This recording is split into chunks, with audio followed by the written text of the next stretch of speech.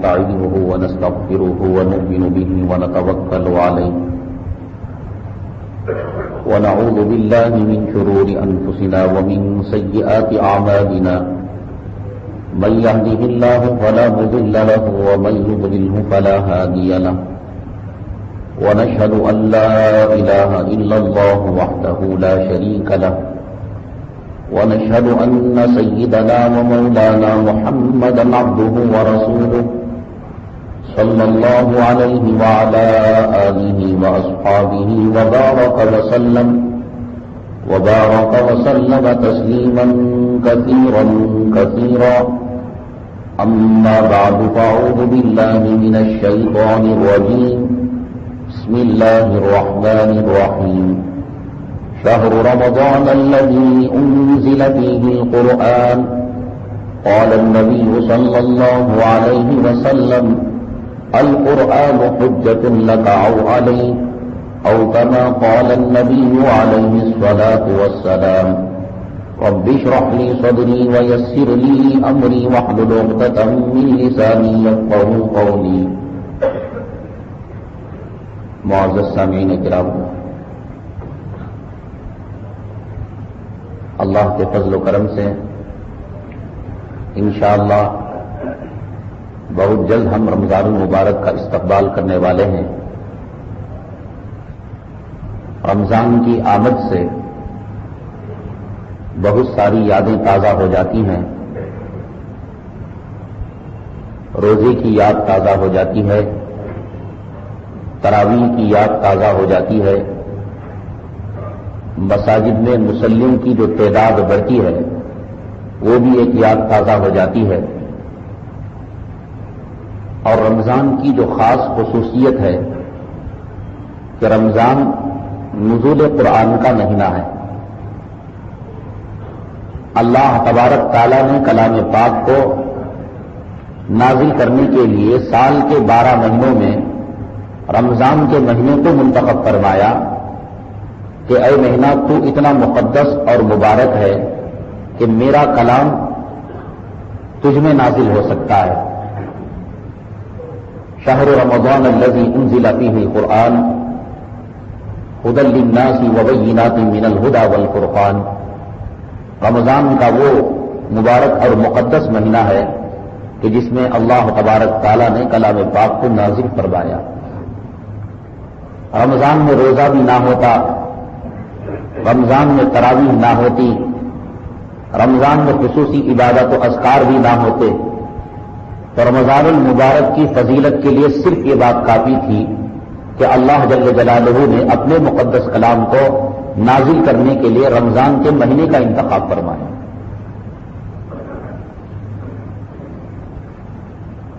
بنگلور شہر میں قرآن سب کے لیے ایک تحریک چلا رہے ہیں عمائدین شہر، جس کا مقصد یہ ہے کہ قرآن شریف کا تعارف کرایا جائے غیر مسلم حضرات میں، اور دنیا والوں کو بتایا جائے کہ قرآن کے اندر ہدایت کے کتنے اسباب ہیں، رحمت کا کتنا خزانہ پوشیدہ ہے. اور خطیب حضرات سے بھی گزارش کی گئی ہے کہ قرآن ہی کے موضوع پر وہ خطاب کریں.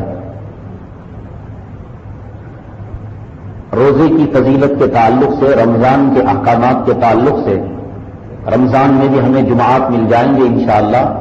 اس میں کچھ مختصراً آپ کے سامنے احکامات نقل کریں گے. یہ جو عنوان انہوں نے رکھا ہے قرآن سب کے لیے، اس کا بنیادی مقصد یہ ہے کہ آج مسلمان یہ سمجھتا ہے کہ قرآن صرف ہماری دولت ہے. قرآن مسلمانوں کی کتاب ہے، مومنوں کی کتاب ہے، اور انہوں نے یہ کہ مذہب والوں کی ایک کتاب کو تقسیم کر دیا. انجیل عیسائیوں کی کتاب ہے، توریت یہودیوں کی کتاب ہے، اور قرآن مسلمانوں کی کتاب ہے. یہ کہہ کر قرآن کا جو حق ہے دوسروں کے تعلق سے، یا دوسروں کا جو حق قرآن میں شامل ہے، اس کو چھین کر مسلمان خیانت کر رہے ہیں. قرآن شریف اللہ تبارک تعالیٰ نے صرف مکے والوں کے لیے یا مدینے والوں کے لیے نازل نہیں کیا، یا صرف قریش خاندان کے لیے نازل نہیں کیا، یا صرف مومنوں اور مسلمانوں کے لیے نازل نہیں کیا۔ اللہ جل جلالہ نے کلام پاک میں جہاں قرآن شریف کی افادیت کا تذکرہ فرماتے ہیں، قرآن شریف کے ہدایت ہونے کا تذکرہ فرماتے ہیں، وہاں اللہ یہ فرماتے ہیں کہ ہدی للعالمین، یہ دونوں جہاں کے لوگوں کے لیے، ساری مخلوق کے لیے ہدایت کا سامان اس کے اندر موجود ہے۔ کافرین کی ہدایت کا سرمایہ کلام اللہ کے اندر موجود ہے، مشرکین کی ہدایت کا سرمایہ کلام اللہ کے اندر موجود ہے، مجوسیوں کی ہدایت کا سرمایہ کلام اللہ کے اندر موجود ہے۔ دنیا کی تمام جماعتیں اور دنیا کے تمام مذاہب کے ماننے والے اس وقت تک کامیاب نہیں ہو سکتے جب تک کہ وہ کلام اللہ سے استفادہ نہیں کرتے۔ انہیں جنت کی سند اس وقت تک نہیں مل سکتی، میدان محشر میں سایہ انہیں اس وقت تک نہیں مل سکتا جب تک کہ وہ دنیا کے اندر کلام اللہ سے استفادہ نہ کرے اور اس پر ایمان نہ لے آئے اور اس سے فائدہ نہ اٹھائے۔ یہ کلام اللہ جو ساری مخلوق کے ہدایت کے لیے آیا، اور اللہ تبارک تعالی کا اصول یہ ہے کہ یہ دنیا دار الاسباب ہے، کسی کے ذریعے سے کسی کو روزی پہنچاتے ہیں۔ اولاد کو رزق دینے والی ذات اللہ ہی کی ہے، لیکن اللہ نے ماں باپ کو ذریعہ بنا دیا۔ ماں باپ اولاد کے رازق اور خالق نہیں ہیں، چونکہ دنیا دار الاسباب ہے، یہاں کا ہر کام سبب کے دائرے میں ہوتا ہے۔ اللہ کی ذات تو ایسی ہے، انما امرہ اذا، اڑوسی پڑوسی اس کے دشمن، اے اناج تو پیدا ہو جا، اے شکر تو پیدا ہو جا، اے چاول تو پیدا ہو جا، اے انسان تو پیدا ہو جا، تو بغیر سبب کے اللہ تبارک تعالیٰ چیزوں کو پیدا کر سکتے ہیں۔ لیکن دنیا دار الاسباب بنایا ہے اللہ نے، تو یہاں جو بھی کام عمل میں آتا ہے وہ سبب کے دائرے میں ہوتا ہے۔ یہاں بچے پیدا ہوتے ہیں سبب کے دائرے میں، یہاں اناج پیدا ہوتا ہے سبب کے دائرے میں، یہاں مکانات تعمیر ہوتے ہیں سبب کے دائرے میں، ورنہ اللہ تبارک تعالیٰ اپنے مسبب الاسباب، اپنے خالق حقیقی ہونے کا ثبوت دیتے ہوئے بغیر سبب کے حضرت آدم علیہ الصلوۃ والسلام کو بغیر ماں باپ کے پیدا کیا، حضرت حوا علیہ الصلوۃ والسلام کو بغیر ماں کے پیدا فرمایا، حضرت عیسیٰ علیہ الصلوۃ والسلام کو بغیر باپ کے پیدا فرمایا۔ یہ ثبوت دینے کے لیے کہ ہماری تخلیقی امور کے اندر اور ہمارے نظام میں ہم سبب کے محتاج نہیں ہیں، لیکن چونکہ دنیا دار الاسباب ہے، یہاں کوئی کام کسی کے ذریعے سے ہو جایا کرتا ہے۔ شاگردوں کو جو تعلیم ملتی ہے استاد کے ذریعے سے ملتی ہے، لیکن حقیقی تعلیم دینے والی ذات اللہ تبارک تعالیٰ کی ذات ہے۔ اللہ تبارک تعالیٰ جسے چاہے علم سے نوازتے ہیں اور جسے چاہے علم سے محروم کر دیتے ہیں۔ ایک استاد کے پاس پڑھنے والے 30 شاگرد ہوتے ہیں، 300 شاگرد ایک ہی استاد کے پاس ایک ہی وقت ایک ہی ڈھنگ سے پڑھتے ہیں، لیکن جب امتحان لیا جاتا ہے تو کوئی اعلیٰ درجے میں کامیاب ہوتا ہے، کوئی متوسط درجے میں کامیاب ہوتا ہے اور کوئی ناکام ہو جاتا ہے۔ تعلیم ایک، استاد ایک، کتاب ایک، طریقہ ایک، لیکن فرق ہے شاگردوں کے اندر۔ اللہ تبارک تعالیٰ جس کو جتنا علم چاہتے ہیں دے دیتے ہیں، اور اللہ جسے جتنا محروم رکھنا چاہتے ہیں محروم رکھ لیتے ہیں۔ استاد اگر علم دینے والا ہوتا تو سارے کو ایک سا علم حاصل ہو جاتا، اور ماں باپ رزق دینے والے ہوتے تو ساری اولاد ایک ہی قسم کی ہوتی، ان میں نہ کوئی مالدار ہوتا نہ کوئی فقیر ہوتا، سب ایک سا قسم کے ہوتے۔ تو دنیا یہ دار الاسباب ہے، اسباب کے ذریعے سے یہاں پر جو ہے فیصلے کیے جاتے ہیں۔ اسی طریقے سے اللہ تبارک تعالیٰ نے دنیا کی ہدایت کا جو ذریعہ بنایا ہے وہ 2 چیزیں ہیں۔ حدیث میں نبی کریم صلی اللہ علیہ وسلم نے ارشاد فرمایا، ترکت فیکم امرین لن تضلوا ما تمسکتم بہما کتاب اللہ وسنتی، او کما قال النبی علیہ الصلوۃ والسلام۔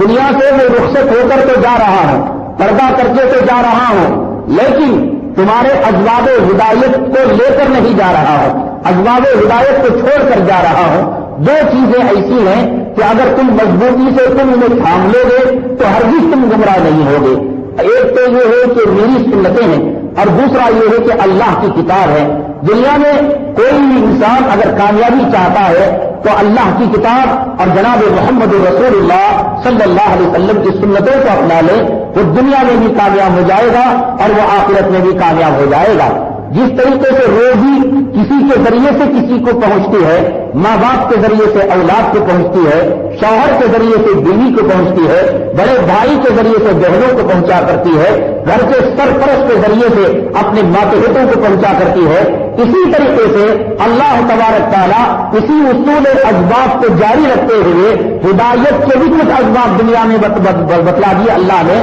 کہ قرآن ہدایت عالم کا ذریعہ ہے، ہدایت عالم کا سبب ہے، لیکن اللہ تبارک تعالیٰ یہ کلام دنیا کے تمام قوموں کو عطا نہیں کیا، یہ قرآن اللہ تبارک تعالیٰ نے یہود و نصارہ کو عطا نہیں کیا، یہ کلام اللہ تبارک تعالیٰ نے مشرکین کو عطا نہیں کیا، بلکہ اللہ نے فرمایا اس امانت کو جناب محمد رسول اللہ صلی اللہ علیہ وسلم کی امت کے سپرد کرتے ہیں۔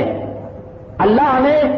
کلام پاک میں جہاں یہ فرمایا کہ ہم نے قرآن امت محمدیہ کے سپرد کیا ہے یا جناب نبی کریم صلی اللہ علیہ وسلم کی قوم کو دیا ہے، وہاں پر جو لفظ استعمال فرمایا ہے اللہ تبارک تعالیٰ نے وہ امانت کا لفظ استعمال فرمایا ہے۔ اللہ کا ارشاد ہے انا عرضنا الامانۃ علی السماوات والارض والجبال فابین ان یحملنها واشفقن منها وحملها الانسان انه کان ظلوما جہولا۔ یہ کلام پاک اتنا باعظمت کلام ہے، اتنا وزنی کلام ہے، اس کلام پاک کو اولا ہم نے آسمانوں پر پیش کیا، سات آسمان انسان کی طاقت کے سامنے، انسان کی قوت کے سامنے اور انسان کی جو ہے ارادوں کے سامنے کہیں زیادہ اس کی طاقتیں ہیں، کہیں زیادہ اس کی قوتیں ہیں، لیکن اللہ نے کہا کہ ہمارے کلام پاک کی عظمت کی وجہ سے آسمان امانت کا تحمل نہ کر سکے، سات زمینیں اور اس کلام پاک کا تحمل نہ کر سکے، اور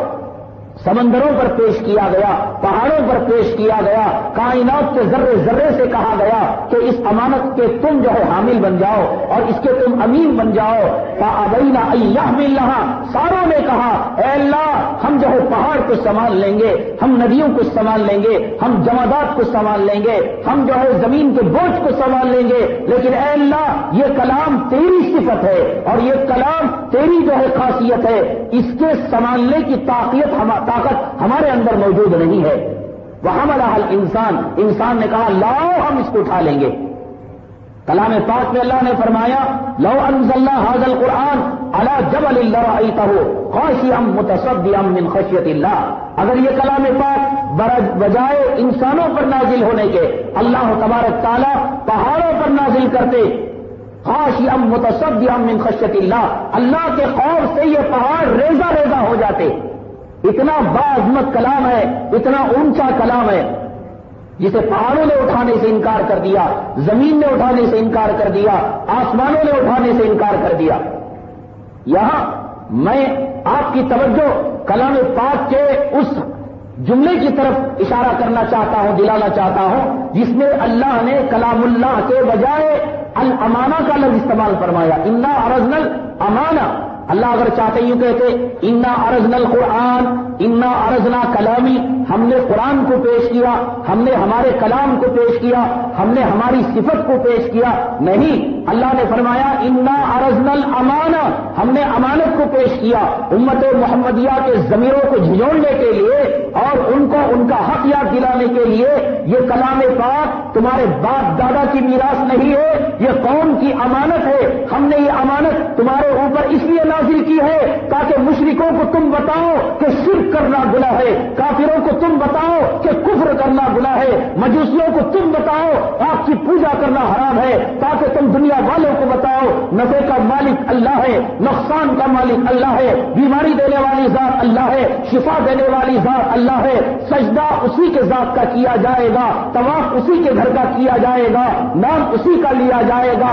بڑائیاں اسی کی ہیں۔ یہ امانت کائنات کے ذرے ذرے تک تک پہنچانا یہ تمہاری ذمہ داری ہے۔ اگر میدان محشر کے اندر کوئی کافر، کوئی مشرک، کوئی مجوسی اور دنیا کا کوئی انسان یوں کہے اے اللہ مجھے دنیا کی دولت کے تعلق سے معلومات حاصل تھی، بینک بیلنس کے تعلق سے معلومات حاصل تھی، زمین کا کاروبار میں جانا کرتا تھا اور مجھے کلام نہ پڑھنا آتا تھا، نہ سمجھنا آتا تھا، نہ ہی دنیا کے مسلمانوں نے اور ہمارے ہندوستانی بھائیوں نے ہمیں کلام پاک کا مطلب سمجھایا، اذان کا مطلب سمجھایا۔ حضرات آپ کیا جواب دیں گے میدان محشر میں؟ یہ کافر اگر اللہ کے دربار کے اندر حجت دائر کر دے،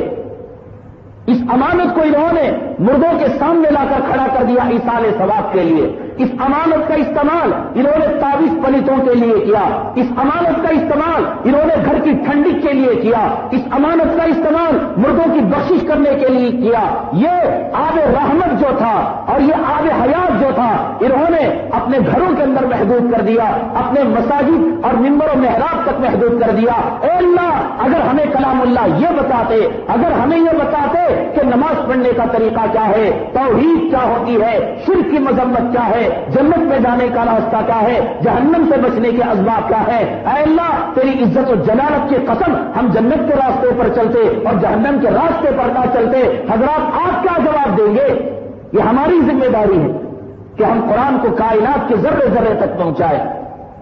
اللہ تبارک تعالیٰ نے کلام پاک کے اندر امت محمدیہ کو جو خیر امت کا شرف عنایت کیا، خیر امت کے لقب سے جو نوازا، جس کے اندر اللہ نے فرمایا کنتم خیر امت اخرجت للناس تأمرون بالمعروف وتنہون عن المنکر۔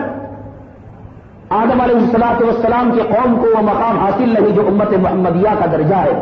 شیش علیہ السلام کی قوم کو وہ درجہ حاصل نہیں جو امت محمدیہ کا مقام ہے، حضرت لوط علیہ السلام کی قوم کو وہ درجہ حاصل نہیں جو امت محمدیہ کا مقام ہے۔ اور تو اور امت محمدیہ میں بعض برگزیدہ بندے اتنے مقام پر پہنچے ہیں، اتنے درجات پر پہنچے ہیں کہ بنو اسرائیل کے بعض نبی اور رسولوں تک ان کا مقام چلا جاتا ہے۔ یہ درجات کیسے ملے؟ حضرت موسیٰ علیہ السلام اور حضرت عیسیٰ علیہ السلام کے زمانی جب اللہ تبارک تعالیٰ نے امت محمدیہ کی تعریف کہلوائی تو ان دونوں پیغمبروں نے اللہ تبارک تعالیٰ سے درخواست کی اے اللہ ہماری نبوت کو چھین لے، ہمارے روح اللہ ہونے کے مقام کو چھین لے، ہمارے کلیم اللہ ہونے کے مقام کو چھین لے، لیکن ہمیں جناب محمد رسول اللہ صلی اللہ علیہ وسلم کی امت پیدا کر دے، امت میں بنا دے، آپ کے غلاموں میں ہمارا شمار کرا دے۔ ہم اپنی کلیمی ایثار کرنے کے لیے تیار ہیں، ہم اپنے روح اللہ کو قربانی دینے کے لیے تیار ہیں۔ کیا وجہ ہے؟ موسیٰ علیہ السلام جن کا تذکرہ اللہ تبارک تعالیٰ نے کلام پاک کے 30 پاروں کے اندر بکھیر دیا ہے، حضرت موسیٰ علیہ السلام وہ جلیل القدر پیغمبر ہیں جن کا تذکرہ اللہ تبارک تعالیٰ نے کلام پاک میں بے حد کیا ہے۔ وہ کون سا پارہ ہے، وہ کون سی سورت ہے، وہ کون سا رکوع ہے جس میں اللہ تبارک تعالیٰ نے موسیٰ علیہ السلام یا ان سے ملتے جلتے حالات کا تذکرہ نہ کیا ہو، لیکن پھر بھی حضرت موسیٰ علیہ السلام نے کہا یہ سب قربانیاں دے دوں گا لیکن اے اللہ تو مجھے جناب محمد رسول اللہ صلی اللہ علیہ وسلم کے قوم میں بنا دے، امت میں بنا دے۔ یہ کیوں چاہتے تھے؟ حضرت عیسیٰ علیہ السلام جب کسی مردے کو دیکھتے اور یہ چاہتے ارادہ کرتے اسے زندہ کرنا، یوں فرماتے قم باذن اللہ، اللہ کے حکم سے تو زندہ ہو جا۔ وہ مردوں کو زندہ کر دیتے اللہ کی اجازت سے، وہ کوڑیوں کو شفا یاب کر دیتے تھے، وہ اندھوں کو بینا کر دیتے تھے، وہ لنگڑوں کو اچھا کر دیتے تھے، وہ بیماروں کو صحت مند کیا کرتے تھے، لیکن کہا اے اللہ اس معجزے کو تو لے لے، میرے روح اللہ ہونے کو معجزے کو لے لے، میں نے بچپن میں معصومیت کے اندر جو عام طور پر گود میں کوئی بات نہیں کرتا اور تو نے مجھ سے جو کلام کروایا اس معجزے کو بھی لے لے، لیکن جناب محمد رسول اللہ صلی اللہ علیہ وسلم کی امت میں مجھے پیدا کر دے۔ کیا بات تھی؟ وہ کوئی معاذ اللہ ثم معاذ اللہ جاہل تو نہیں تھے، خدا نہ خواستہ جاہل ہوتے اللہ تبارک تعالیٰ پیغمبری سے نوازتے۔ پیغمبر بنانا یہ اس بات کا ثبوت کہ کائنات میں اس وقت ان سے بڑا دنیا میں کوئی عقل مند موجود نہیں ہے، ان کا نبی بنانا اس بات کا ثبوت کائنات میں اس وقت جب انہیں نبی بنایا گیا تھا ان سے بڑا کوئی عقل مند دنیا کے اندر موجود نہیں ہے۔ من یرید اللہ بہ خیرا یفقہہ فی الدین، اللہ تبارک تعالیٰ جس کے ساتھ بھلائی کا ارادہ کرتے ہیں اللہ اسے دین میں سمجھ عنایت کرتے ہیں، اور دین کی سب سے بڑی سمجھ حضرات انبیاء علیہم الصلوۃ والسلام کو عطا کی جاتی ہے۔ اور اس کے بعد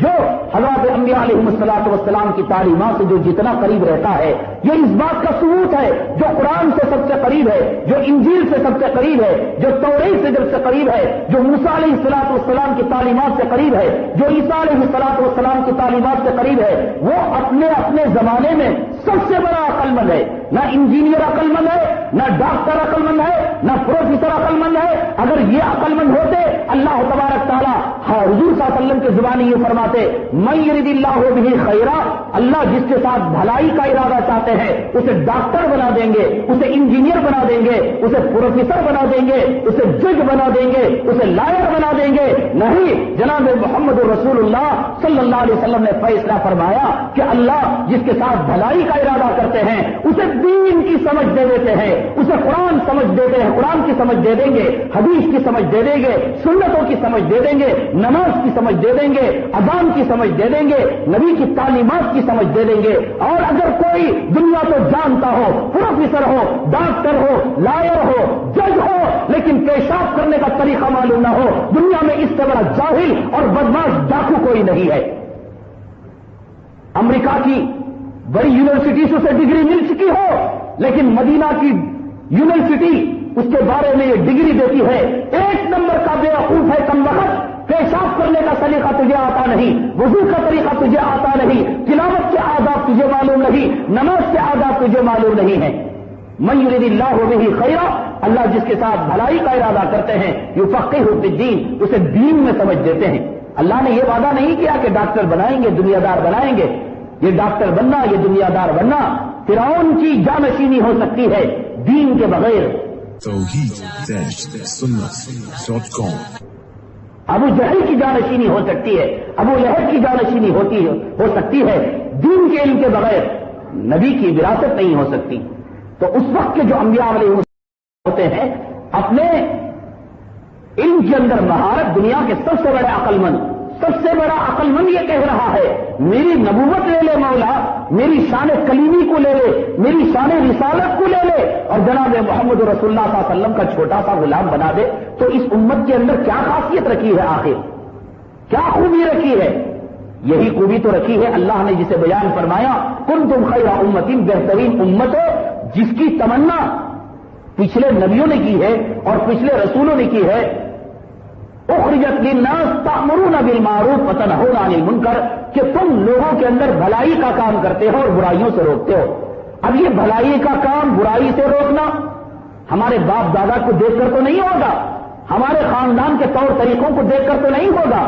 یہ بھلائی کا کام جو انجام دیں گے کلام اللہ کے ذریعے سے انجام دیں گے، جناب محمد رسول اللہ صلی اللہ علیہ وسلم کی تعلیمات کے ذریعے سے ہوگا۔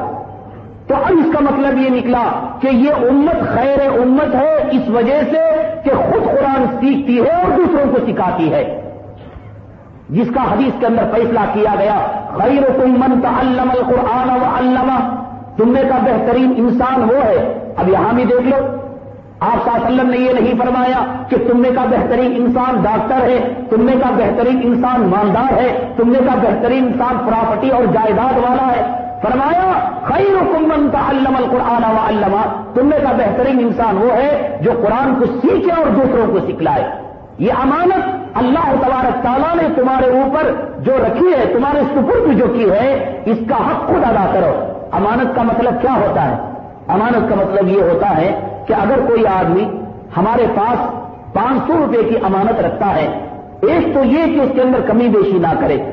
اس کے خرچ نہ کریں اور اس کے اندر زیادتی نہ کریں، اس کا استعمال نہ کریں اور اسے تلف ہونے سے بچائیں، اسے نقصان ہونے سے بچائیں، اسے جلنے سے بچائیں، اسے چوری ہونے سے بچائیں۔ اور امانت کی دوسری جو ذمہ داری ہوتی ہے کہ صاحب امانت یعنی جس نے امانت رکھی ہے اسے وقت مقررہ پر اسے ادا کر دے۔ اللہ نے کلام اللہ کو امانت کہہ کر امت محمدیہ کے سپرد کی ہے، اب ہمارے اوپر ذمہ داری یہ ہے کہ کلام اللہ کی جو آیتیں ہیں ان کی حفاظت کی جائے۔ ان کی حفاظت کا مطلب یہ نہیں کہ بہترین مصحف میں چھاپ دیا جائے، اور ریشمی رومال کے اندر لپیٹ دیا جائے، سونے کے طبق کے اندر رکھ دیا جائے، چاندی کے باکس کے اندر رکھ دیا جائے، اس امانت کے حفاظت کا مطلب یہ ہے جسے جناب محمد رسول اللہ صلی اللہ علیہ وسلم نے ایک دوسری روایت کے اندر فرمایا کہ قرآن جسے حلال کہے اسے حلال سمجھو اور قرآن جسے حرام کہے اسے حرام سمجھو۔ اس امانت کی حفاظت سب سے بڑی یہی ہے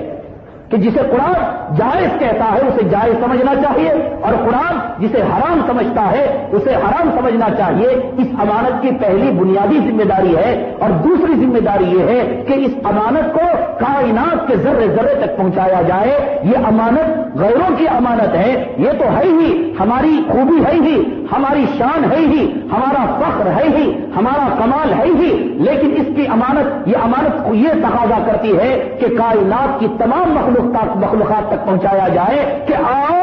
اے ہدایت کے پیاسو، آؤ قرآن کے چشمے سے سیراب ہو جاؤ، اے سکون کے تلاش کرنے والوں آؤ قرآن کے چشمے سے سیراب ہو جاؤ، اے دنیا کے بھٹکنے والوں آؤ قرآن سے تم سیراب ہو جاؤ، اے انگریزی پڑھنے والوں، اے تحقیق کرنے والوں، اے ریسرچ کرنے والوں، اے ڈاکٹری پڑھنے والوں، اے انجینئرنگ کرنے والوں، دنیا کے تمہیں تمام مسائل کا حل کلام اللہ کے اندر موجود ہے۔ زمین کا علم اس کے اندر موجود ہے، چاند کا علم اس کے اندر موجود ہے، ستاروں کا علم اس کے اندر موجود ہے، آسمان کا علم اس کے اندر موجود ہے، نباتات کا علم اس کے اندر موجود ہے، جمادات کا علم اس کے اندر موجود ہے، حیوانات کا علم اس کے اندر موجود ہے، سائنسی ایجادات کا علم اس کے اندر موجود ہے، طب کا علم اس کے اندر موجود ہے۔ کوئی مکار یہ سمجھ رہا ہوگا مولانا بڑے لمبے ڈائلاگ مار رہے ہیں، قرآن میں تو ہمیں ڈاکٹری نظر نہیں آتی، قرآن میں ہمیں انجینئرنگ نظر نہیں آتی۔ یہ عالم اپنا بڑپنا ظاہر کرنے کے لیے،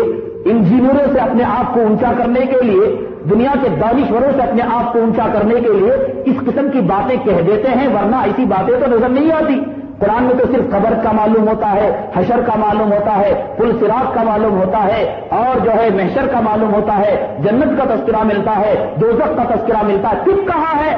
ڈاکٹری کہاں ہے؟ انجینئرنگ کہاں ہے؟ اور یہ کیوں کہہ دیا گیا کہ قرآن کا علم حاصل کرنا گویا تمام علوم کو حاصل کرنا ہے، قرآن کا علم حاصل کرنے والا تمام علوم کے حاصل کرنے والے سے افضل ہے؟ یہ کیوں کہہ دیا گیا؟ یہ کوئی بلا وجہ نہیں کہی جاتی باتیں، یہ کوئی جو ہے فلمی اسٹیج نہیں کہ جہاں لمبے چھوڑے ڈائلاگ کہے جاتے ہو اور لوگوں سے ٹکٹ اور داد وصول کی جاتی ہو۔ جناب نبی کریم صلی اللہ علیہ وسلم نے ارشاد فرمایا، اوتیت علم الاولین والآخرین، مجھے جو علم دیا گیا اس علم کے اندر حضرت آدم علیہ السلام سے لے کر حضرت عیسیٰ علیہ السلام تک جتنے نبی آئے، جتنے پیغمبر آئے، جتنے رسول آئے، اور ان پر جو کتابیں نازل کی گئی اور انہیں جو تعلیمات دی گئی، ان تمام تعلیمات کا علم مجھے دیا گیا۔ اوتیت علم الاولین، اولین کا علم مجھے دیا گیا، وہ اوتیت علم الآخرین، اور مجھے آخرین کا علم دیا گیا۔ اولین سے مراد حضرات محدثین کرام شرح کے اندر لکھتے ہیں آدم علیہ السلام سے لے کر حضرت عیسیٰ علیہ السلام تک جتنے نبی، پیغمبر، سیاستدان، پروفیسر، انجینئر، ڈاکٹر، جتنا اہل علم کا طبقہ دنیا میں آیا اور انہیں جو علم دیا گیا، اتنا سارا علم جناب محمد رسول اللہ صلی اللہ علیہ وسلم کو تنہ تنہا دیا گیا۔ اس سے مراد یہ ہے کہ اوتیت علم الاولین، مجھے اولین کا علم دیا گیا۔ اب پھر فرمایا اگر یہاں تک کہتے تو بات ختم ہو جاتی، پھر آگے فرمایا وعلم الآخرین، اور آخرین کا بھی علم دیا گیا۔ آخرین کا مطلب یہ ہے کہ جناب محمد رسول اللہ صلی اللہ علیہ وسلم سے لے کر قیامت تک کے آخری نقطے پر، قیامت کے قریب جو آخری اہل علم پیدا ہوگا، آخری لائر جو پیدا ہوگا، آخری جو سیاستدان پیدا ہوگا، آخری جو پروفیسر پیدا ہوگا، اس وقت تک جتنا علم ہوگا وہ بھی علم مجھے دیا گیا۔ سیاست کا علم بھی ہے، عدالت کا بھی علم ہے، اکنامکس کا بھی علم ہے، معاشیات کا بھی علم ہے، زراعت کا بھی علم ہے، امامت کا بھی علم ہے، اقتدار کا بھی علم ہے، حکومت کا بھی علم ہے، سلطنت کا بھی علم ہے۔ آدم علیہ السلام سے عیسیٰ علیہ السلام تک وہ پورا علم دیا گیا، اور محمد رسول اللہ صلی اللہ علیہ وسلم سے لے کر قیامت تک جتنے افراد صاحب علم آئیں گے وہ علم بھی دیا گیا۔ اب ظاہر سی بات ہے حضور اکرم صلی اللہ علیہ وسلم جو کلمات کہتے ہیں وما ينطق عن الهوى ان هو الا وحی یوحى، وہ اپنی مرضی سے نہیں کہتے، معاذ اللہ ثم معاذ اللہ۔ اگر کوئی مسلمان یوں کہے کہ اپنی تعریف کرنے کے لیے آپ نے یوں کہہ دیا وہ کافر ہو جائے گا، اللہ کے حکم سے کہتے ہیں اے محمد صلی اللہ علیہ وسلم جو ہم کہیں گے اسے حدیث بنا کر کہو، اپنی طرف سے کوئی بات نہ بناؤ۔ اگر کوئی یہ سمجھتا ہے کہ محمد صلی اللہ علیہ وسلم اپنی طرف سے کوئی بات بناتے ہیں وَلَوْ تَقَوَّلَ عَلَيْنَا بَعْضَ الْأَقَاوِيلِ لَأَخَذْنَا مِنْهُ بِالْيَمِينِ ثُمَّ لَقَطَعْنَا مِنْهُ الْوَتِينَ، قرآن اس کی طرف اشارہ کرتا ہے ہم اس کا ہاتھ پکڑ لیں گے، اس کی زبان کاٹ ڈالیں گے، کسی کی مجال نہیں ہوگی کہ ہماری طرف سے کوئی کلام بنا کر پیش کرے۔ تو اب اللہ نے جب یہ کہا کہ آپ کو آخرین کا بھی علم دیا گیا، اللہ کو معلوم ہے کہ امریکہ میں بھی سائنسدان پیدا ہوں گے، اللہ کو معلوم ہے کمپیوٹر کا علم آئے گا، اللہ کو معلوم ہے سائنسی ایجادات پیدا ہوں گے، اللہ کو معلوم ہے طبی خدمات آگے بڑھیں گے، اللہ کو معلوم ہے ڈاکٹروں کی تعداد بڑھے گی، اللہ کو معلوم ہے انجینئروں کی تعداد بڑھے گی، اللہ کو معلوم ہے پروفیسر اور جج کی تعداد بڑھے گی، اللہ کو معلوم ہے قانون کا علم بڑھے گا، اللہ کو معلوم ہے اکنامکس کا علم بڑھے گا، اللہ کو معلوم ہے معاشیات کا علم بڑھے گا۔ اللہ نے کہا اے محمد صلی اللہ علیہ وسلم قیامت تک جتنا علم آئے گا وہ چاہے کس قسم کا کوئی علم نہ ہو ہم نے آپ کو دے دیا ہے۔ توحید-سنت.com کہیں گے سارا علم تو آپ کو مل گیا، اس کا کوئی ثبوت بھی چاہیے۔ ہاں ثبوت، اللہ تبارک تعالیٰ دین کو اگر زندہ کرنا چاہے اور دین کی شہادت پیش کرنا چاہے، میرے اور آپ کے محتاج نہیں، اللہ تبارک تعالیٰ جانوروں کتے بلیوں سے اللہ تبارک تعالیٰ دین کی صداقت کا کام لے لیں گے، غیر مسلموں سے قرآن کی صداقت کا کام لے لیں گے۔ آج ہمیں ایصال ثواب سے فرصت ملے تو قرآن پر ریسرچ کریں گے، آج ہمیں علماء کرام پر تنقید سے فرصت ملے تو ہم قرآن پر ریسرچ کریں گے، آج ہمیں قرآن خوانی اور ٹھنڈک سے فرصت ملے، ہم نے قرآن کا مشغلہ یہ بنا دیا ہے کہ کوئی مردہ ہو تو اس کے سرانے پڑا جائے، کوئی مر جائے قبرستان کے سرانے پڑا جائے، وہ قرآن جو زندوں کے لیے آب حیات بن کر آیا تھا، اس قرآن کا مصرف ہم نے مردوں کے لیے بنا دیا ہے۔ سب سے بڑی کتاب آج ہدایت کا سامان آب حیات مسلمانوں کے پاس ہے، اور دنیا کے اندر سب سے بدقسمت قوم مسلمانی ہے جو اتنا بڑا سرمایہ رکھتے ہوئے بھی فقیر ہے، یہود و نصارہ کے محتاج ہے، عیسائیوں کے محتاج ہے، انگریزوں کے محتاج ہے، امریکہ رشیا والوں کے محتاج ہے، کتے بلی کھانے والوں کے محتاج ہے۔ اس سے بڑی بدقسمتی کیا جس کے پاس کلام اللہ کے 300 پارے ہیں وہ کھڑے ہو کر پیشاب کرنے والی قوم کی محتاج بن گئی ہے کہ تم ہمیں لباس پہننا سکھاؤ، ہمیں چراغ کرنا سکھاؤ، ہمیں کوٹ پہننا سکھاؤ، ہمیں ٹی وی رکھنا سکھاؤ، ہمیں کیبل کلیکشن دینا سکھاؤ۔ تم آئے تو دنیا میں رہبر بن کر، دنیا کے اندر ہادی بن کر، حاکم بن کر، پٹنے کے لیے ہم نہیں آئے تھے، جیل میں سڑنے کے لیے ہم نہیں آئے تھے، مظلوم بننے کے لیے نہیں آئے تھے، ہم عدالتوں کے چکر کاٹنے کے لیے نہیں آئے تھے۔ ہمارا مقصد یہ تھا کہ قرآن پڑھے، قرآن کو زندہ کرے اور کائنات کے ذرے ذرے تک پہنچا دے۔ ہمیں فرصت ملے ان آپسی جھگڑوں سے فاتحہ کے چہلم کے تو ہم ریسرچ کریں۔ جرمن کا ایک سائنسدان تھا، احادیث کا مطالعہ کیا کرتا تھا۔ ایک حدیث پر جب وہ پہنچا کہ جناب نبی کریم صلی اللہ علیہ وسلم نے ارشاد فرمایا اذا بلغ القلب فی اناء احدکم فلیغسل 7 مرات اور کما قال النبی علیہ الصلوۃ والسلام۔ حدیث کے اندر یہ جملہ ہے کہ کتا اگر تم میں سے کسی کے برتن میں منہ ڈال دے تو 7 مرتبہ اس برتن کو دھوئے، غسل کرے، اور 7 میں سے 1 مرتبہ مٹی کا استعمال کرے۔ نبی کریم صلی اللہ علیہ وسلم نماز سکھانے کے لیے آئے تھے، نبی کریم صلی اللہ علیہ وسلم قرآن کی تعلیم دینے کے لیے آئے تھے، نبی کریم صلی اللہ علیہ وسلم حج بتانے کے لیے آئے تھے، نبی کریم صلی اللہ علیہ وسلم روزی کی کیفیت بتانے کے لیے آئے تھے، نبی کریم صلی اللہ علیہ وسلم جہنم سے ڈرانے کے لیے آئے تھے، نبی کریم صلی اللہ علیہ وسلم برزخ کے حالات کو سامنے کرنے کے لیے آئے تھے، اور آپ کہتے ہیں کہ انجینئرنگ کا علم نہیں، ڈاکٹری کا علم نہیں، پروفیسری کا علم نہیں۔ پروفیسر نبی کریم صلی اللہ علیہ وسلم کے جوتوں کی دھول کے محتاج ہیں،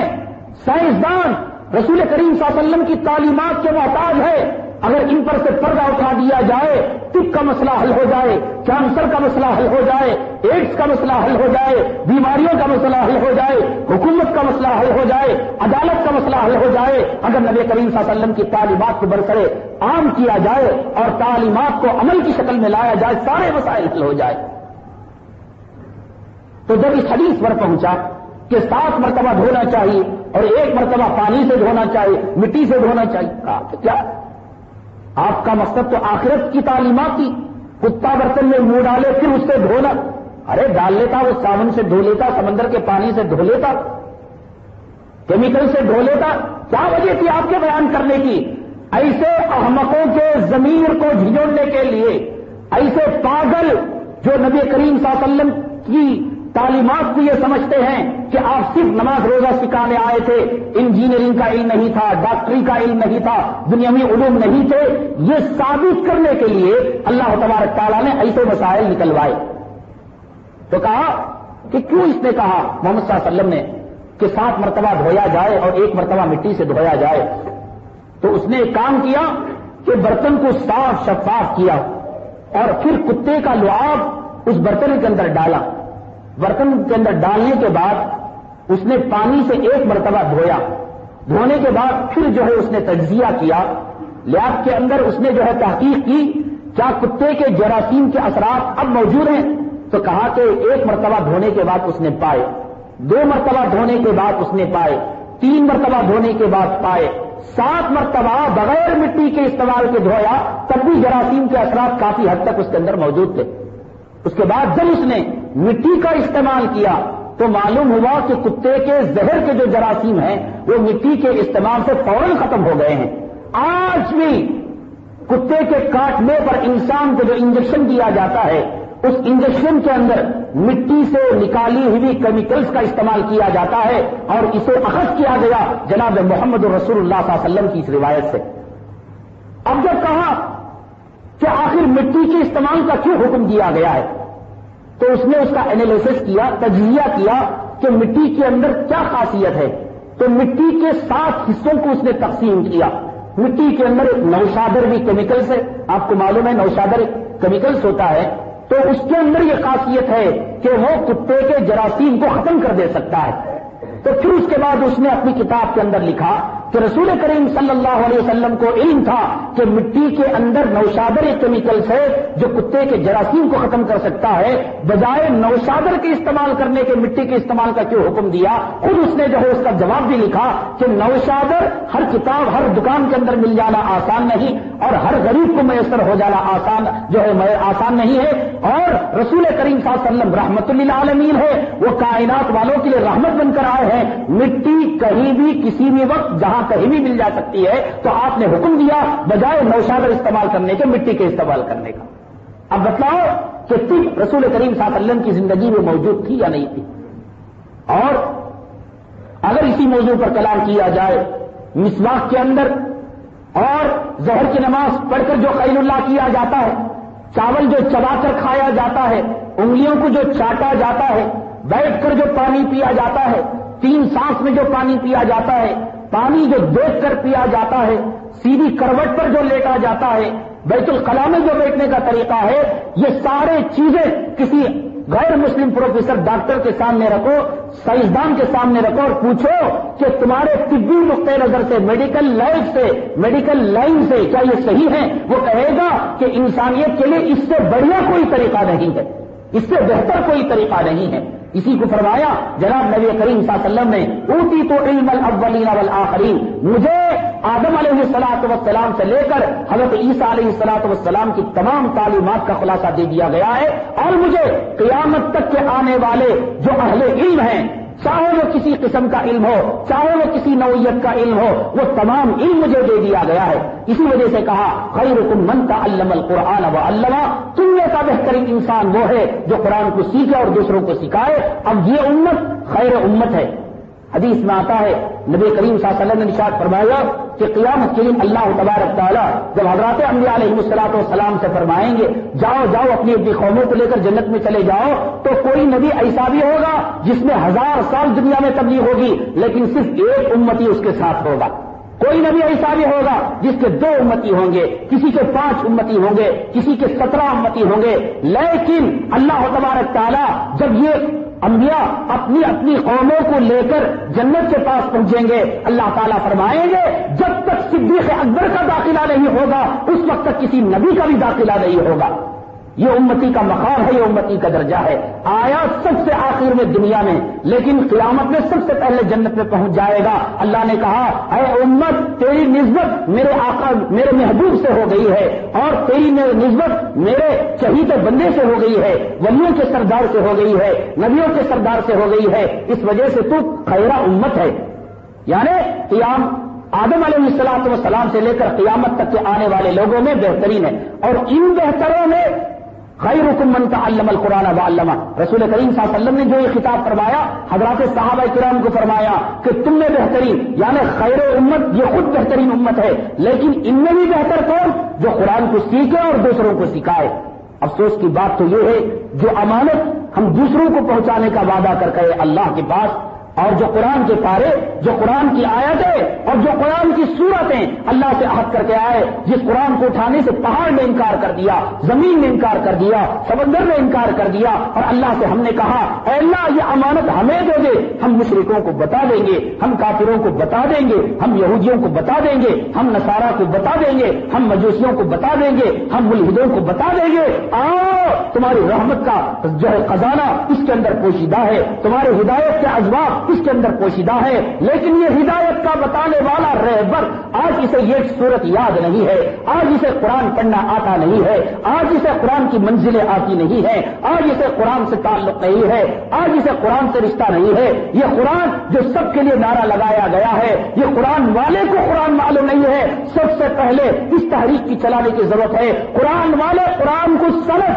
قرآن والے قرآن کو پڑھ۔ یا ایھا الذین آمنوا آمنوا باللہ ورسولہ والکتاب الذی انزل الیکم، اے وہ لوگوں جو ایمان لے آئے ہو اللہ پر ایمان لے آؤ، رسول پر ایمان لے آؤ، اور اس کتاب پر ایمان لے آؤ جو کتاب تمہارے نبی صلی اللہ علیہ وسلم پر نازل کی گئی ہے۔ گانوں سے دلچسپی ہے، فلموں سے دلچسپی ہے، ناولوں سے دلچسپی ہے، افسانوں سے دلچسپی ہے، سیاست سے دلچسپی ہے، تجارت سے دلچسپی ہے، اور ہم اپنے آپ کے اندر کوئز کریں، اپنے آپ کا امتحان لیں